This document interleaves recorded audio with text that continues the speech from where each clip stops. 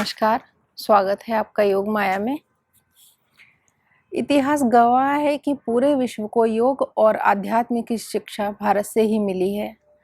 हम सौभाग्यशाली हैं कि इस योग की परंपरा को अपनाए हुए हैं और ज़्यादा से ज़्यादा लोगों को जागरूक करने के लिए प्रयासरत हैं। सभी मनुष्य, चाहे वह किसी भी धर्म के हों अथवा किसी भी जाति के हों, सबका एक ही कॉमन गोल है, आनंद की प्राप्ति। लेकिन आनंद ना तो कोई वस्तु है जिसे हम ले सकते हैं। सांसारिक वस्तुओं से हमें आनंद क्षणिक मिल सकता है, किंतु ये हमें आंतरिक रूप से ही मिलता है, जो हमें सिर्फ योग व ध्यान सिखाता है। निश्चित रूप से हमें इस शरीर को स्वस्थ रखना है, लेकिन योग विद्या ही ऐसा माध्यम है जो हमें शरीर के साथ साथ हमारी मन और आत्मा को भी उन्नत करता है। लेकिन शरीर माध्यम है तो हमें यात्रा वहीं से शुरू करनी होती है, क्योंकि यदि शरीर ही स्वस्थ नहीं है तो हम अपना ध्यान कैसे लगा सकते हैं। इस जीवन में हमें अलग अलग उम्र के पड़ाव से गुजरना पड़ता है, हमें देखने को मिलते हैं। ऐसा ही एक पड़ाव महिलाओं के जीवन में आता है जिसे मेनोपॉज बोलते हैं। मेनोपॉज मतलब मंथली साइकिल का प्राकृतिक रूप से बंद होना, यही मेनोपॉज होता है। ये स्थिति मेनोपॉज की जीवन में आनी ही आनी है। इसे देखकर परेशान होना, चिड़चिड़ा होना, गुस्सा करना बेकार है, क्योंकि ये स्थिति तो आनी ही है। तो इसको हम इजीली लें। 40 ये जो टाइम पीरियड होता है ये 42 से 55 तक का होता है। लेडीज़ जब इस टाइम में आती हैं तो सोचती हैं कि अब उनका वज़न बढ़ जाएगा, उनका फैट बढ़ जाएगा, और बहुत गुस्सा करती हैं अकारण ही, एकदम से परेशान हो जाती हैं, भूल भी जाती हैं कई बार। तो ये सारे जो सिम्टम हैं ये मेनोपॉज के ही होते हैं। लेकिन अगर हम इसे इजीली लें तो, क्योंकि ये समय तो आना ही आना है, इसके लिए ना तो कोई दवाई बनी है और ना ही कोई योग है जो मेनोपॉज का टाइम पीरियड नहीं आए। लेकिन इस समय को भी अगर आप कितनी सहजता से पार कर जाएंगे, ये आपको योग ही सिखाता है। योग की क्रियाओं का यदि आप नियमित अभ्यास करें तो मेनोपॉज के जो साइड इफ़ेक्ट्स हैं वो निश्चित रूप से नहीं होंगे। लेकिन आप ये नहीं सोचना कि हम तो 40 के बाद ही करेंगे या उसके बाद ही करेंगे, अभी से क्यों करें। तो ऐसा नहीं है। यदि 16 साल की बच्चियां भी आज से योग को अपनाती हैं और कुछ क्रियाओं को अपने जीवन में स्थान देती हैं तो वो भी सहजता से पार कर जाएंगी इस टाइम को। तो क्योंकि उनको पूरे समय में कोई प्रॉब्लम नहीं होगी। तो आप जिस भी उम्र में हैं, जिस भी स्थिति में हैं, वहीं से अपनी यात्रा को शुरू करें और मेनोपॉज जैसी बड़ी समस्या को भी सुगमता से पार कर जाएंगे। तो आज इसके लिए हमारा जो सबसे पहला अभ्यास है वो है सूर्य नमस्कार, क्योंकि हम जिसका चिंतन करते हैं उसके जैसे ही बन जाते हैं। ये तो आप सभी ने सुना होगा। तो सूर्य प्रत्यक्ष देवता हैं, हमें उनका चिंतन करना है, उनसे तेज मांगना है और उन्हें अपनाने का प्रयास करना है। तो हम भी उन्हीं की भांति दबकने लगेंगे। तो शुरू करेंगे। सबसे पहले सूर्य नमस्कार। तो आ जाएंगे आसन पर, खड़े हो जाएंगे पूर्व की तरफ को, जहाँ से सूर्य उदय होते हैं। अपने आसन पर आ जाएंगे। आसन एकदम समतल ही होना चाहिए। दोनों पैरों को मिलाएंगे, हाथों की नमस्कार मुद्रा बनाएंगे। ये सबसे आसान मुद्रा है, ये हमारे मन को शांत करती है। आंखें बंद करेंगे, ध्यान अपनी आज्ञा चक्र यानी कि अपनी आईब्रोज के बीच में, जहाँ पर हम बिंदी अथवा तिलक लगाते हैं, रखेंगे और उदयमान सूर्य का हम स्मरण करेंगे और मन ही मन उनसे प्रार्थना करेंगे कि हमारे जीवन में खुशियों का ऐसे ही संचार करें, ऐसे ही प्रकाश करें। ओम ओम सूर्याय नमः। अपने हाथों को यहीं से खोलते हुए ऊपर ले जाएंगे, पीछे की तरफ को थोड़ा झुकेंगे। सांस छोड़ते हुए नीचे।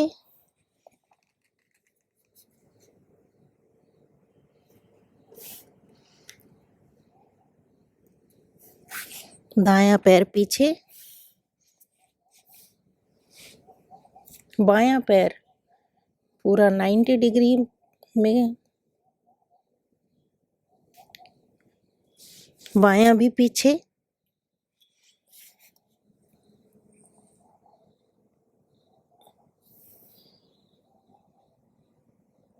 सबसे पहले घुटने, चेस्ट, माथा आसन पर, माथा अथवा ठोड़ी, चिन।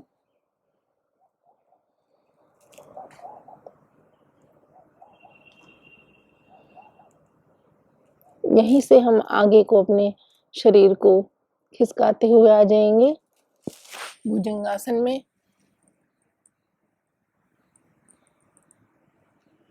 पंजों पर जोर देते हुए पर्वतासन।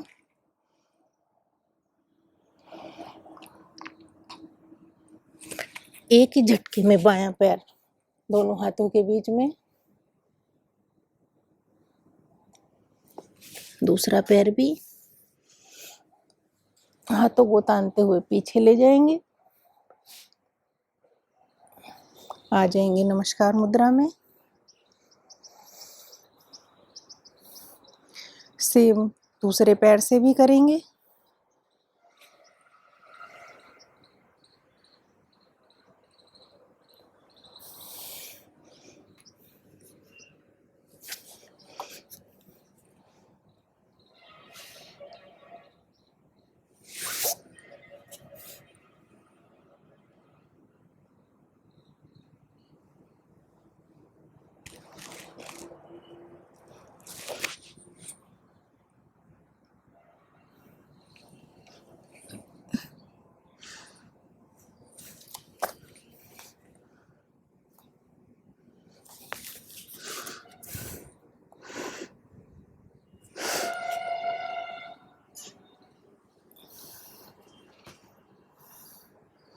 मन ही मन सूर्य भगवान का धन्यवाद करेंगे। आ जाएंगे आसन पर, थोड़ी देर विश्राम करेंगे। अभी जो सूर्य नमस्कार किया, ये दोनों पैरों से करने के बाद ही इसका एक पूरा सर्कल होता है। तो आप अपनी कैपेसिटी के हिसाब से इसको 1 बार, 2 बार, 3 बार, जितना चाहें 4 से 6 बार कर सकते हैं। उसके बाद कुछ ऐसे योगा अभ्यास करेंगे जिनसे हमारी एब्डोमेन की जो मसल्स हैं वो, क्योंकि वर्किंग में होनी चाहिए, उनको टोन अप करने के लिए कुछ 2-3 मैं ऐसे योगा अभ्यास बताने वाली हूँ। तो आप बने रहिए मेरे साथ और देखिए कैसे करना है। सबसे पहले हम भुजंगासन, क्योंकि हमने हमारा इसमें भी आता है सूर्य नमस्कार में भी, लेकिन हम इसको अलग से भी करेंगे। उससे हमारी जो मसल्स हैं एब्डोमेन की वो बहुत अच्छी बनी रहती हैं, अच्छी टोनिंग होती है उनकी। तो उसका अभ्यास अवश्य करें अपने योग के समय में। तो आ जाएंगे पेट के बल।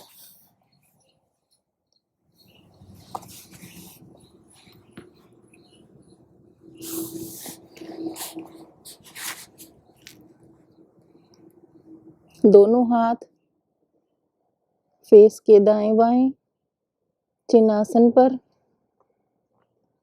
श्वास भरेंगे और यहीं से अपनी गर्दन और अपना ऊपर वाला बॉडी पार्ट जितना हो सकता है ऊपर उठाने का प्रयास करेंगे।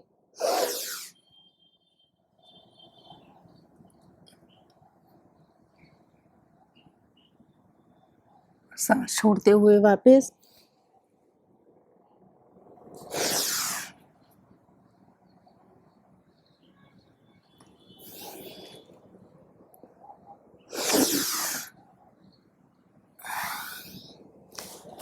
विश्राम।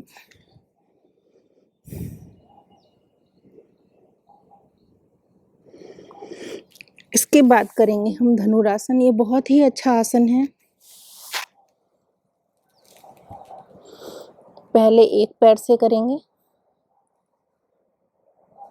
दायां पैर उठाएंगे, इसको अपने हाथ से ग्रिप करेंगे, सांस भरेंगे और आगे से सर और पीछे से पैर को ऊपर उठाने का प्रयास करेंगे।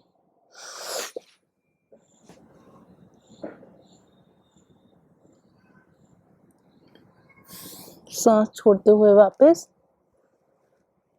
ऐसे ही हम दूसरे पैर से करेंगे।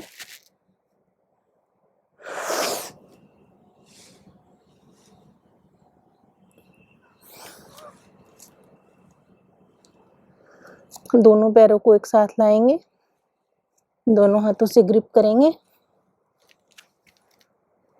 श्वास भरेंगे और ऊपर तान देंगे जितना हो सकता है और रुकने का प्रयास करेंगे।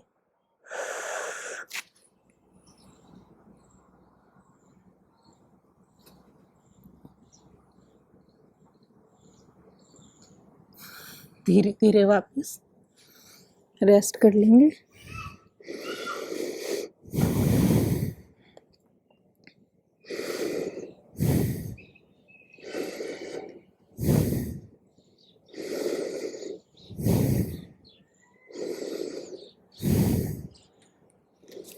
दाएं कोहनी का सहारा लेकर आ जाएंगे पेट के बल।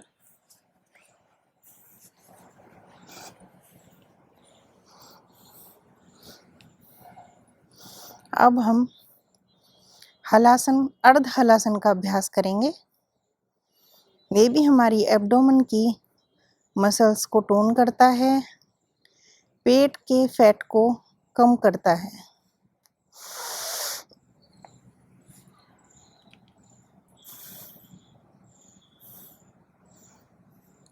नाइन्टी डिग्री में लाएंगे अपने दोनों पैरों को, उंगली और अंगूठे का रुख आसमान की तरफ, पैर बिल्कुल सीधे तने हुए, सांस छोड़ते हुए वापस आसन पर नहीं टिकाएंगे।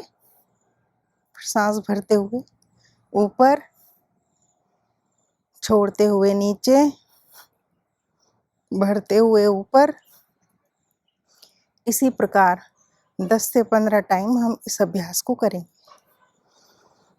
विश्राम कर लेंगे जब थक जाएं।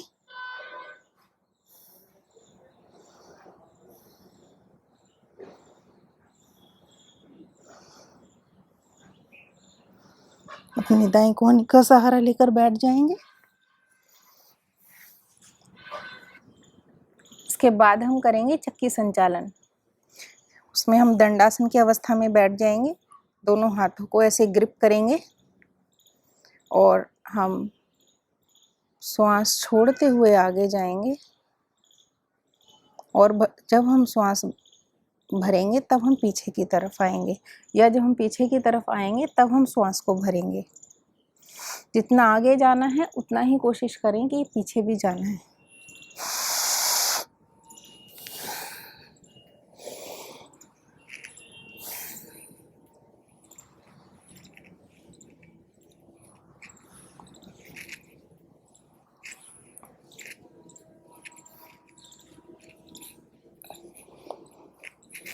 क्लॉकवाइज एंटी क्लॉकवाइज आसन को करें।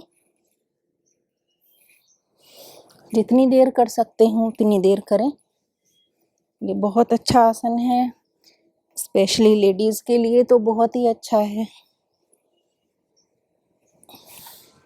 जब थक जाएं तो रुक जाएं, थोड़ा रेस्ट कर लें। ऐसे हाथों को पीछे टिकाकर आंखें बंद करके फील करें कि क्या प्रभाव आया है हमारे बॉडी पर आसन का।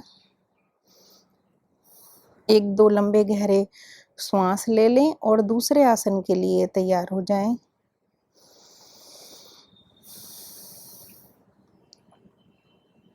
इसके बाद हम करेंगे बद्धकोण आसन अथवा बटरफ्लाई आसन।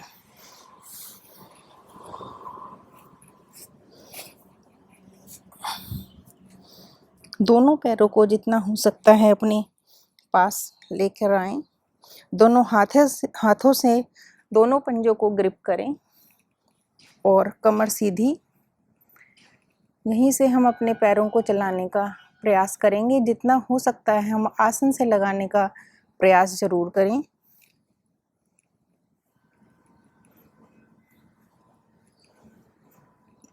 जिनके पैर नहीं लगते हैं वो सूक्ष्म क्रियाएं करें।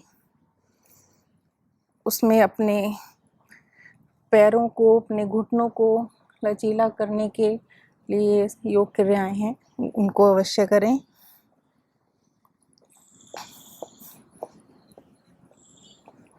इनको भी हम 5-7 मिनट बैठ के कर सकते हैं।